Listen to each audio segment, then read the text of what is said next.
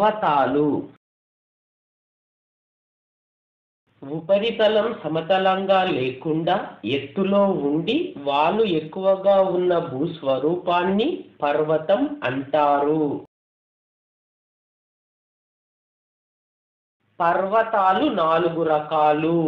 అవి: 1 ముడత పర్వతాలు, 2 ఖండ పర్వతాలు, 3 అవశిష్ట పర్వతాలు, 4 అగ్ని పర్వతాలు.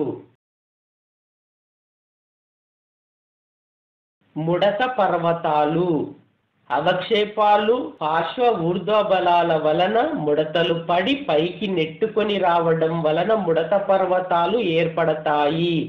ఉదాహరణ: హిమాలయ పర్వతాలు. ఖండ పర్వతాలు భూమిలోని సర్దుబాటు వలన పైకి లేచిన భాగాలను ఖండ పర్వతాలు అంటారు. ఉదాహరణ: ఐరోపాలోని వాస్జెస్ పర్వతాలు.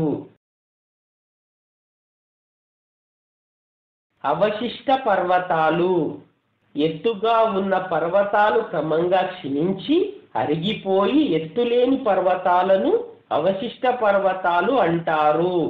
ఉదాహరణ: భారతదేశంలోని నీలగిరి కొండలు.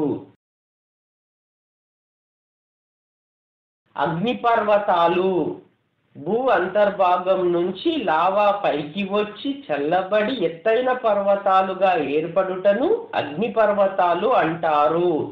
ఉదాహరణ: జపాన్లోని ఫ్యూజియామా పర్వతం.